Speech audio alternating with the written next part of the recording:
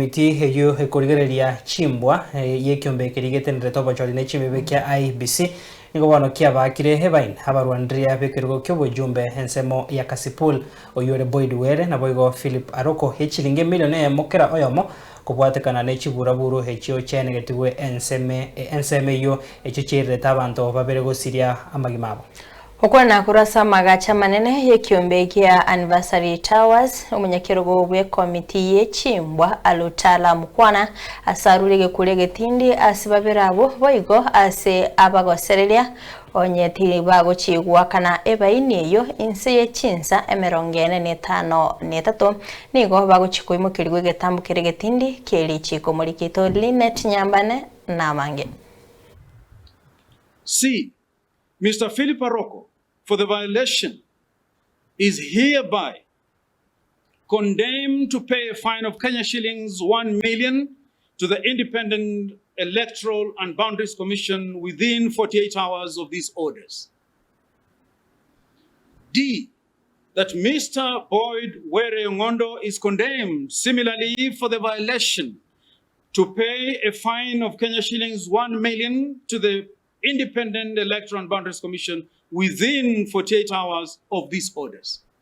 Ukwana kurwa ase amagacho amanene yekiombekyo ya Anniversary Towers nomunyakirogo bwe komiti yokoringoria chimbwa ase ekiombekya IEBC altalala mkhwana ase atebire babirabo nigo bachiete mamincha yeri chikorio bochori ensemo ya Opondo. The analysis of the facts and oral submissions by the respective parties and pursuant to the provisions of paragraph 7 of the code, the committee hereby orders as follows. A. That a stern and formal warning be and is hereby issued to Mr. Philip Aroko, the independent candidate for member of National Assembly election in Kasipul constituency, in the upcoming by-elections, to respect and obey IEBC's harmonized campaign schedule as agreed upon by all candidates on 10th October 2025 without any deviation whatsoever. B, in no lesser terms, a stern warning be and is hereby issued and directed to Mr. Boyd Were Ngondo, being the ODM candidate in the same by-elections in Kasipul constituency, to respect and obey IEBC's harmonized campaign schedule as agreed upon by all candidates on the 10th of October 2025.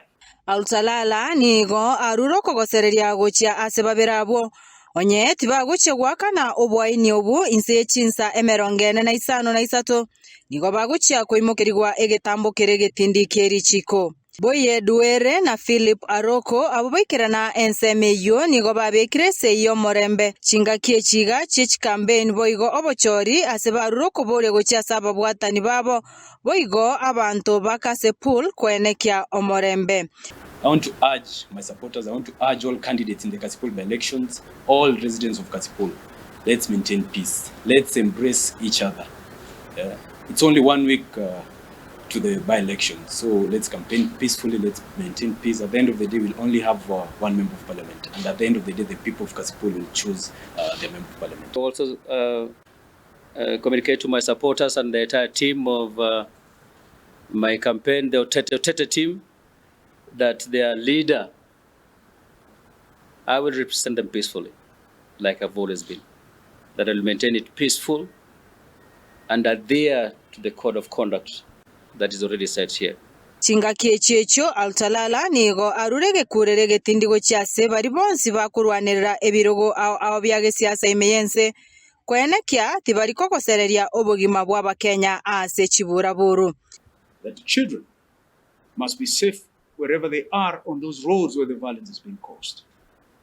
That women, the sick, the elderly, the youth must freely stride into polling centers and cast their vote without fear that a machete will hack their head.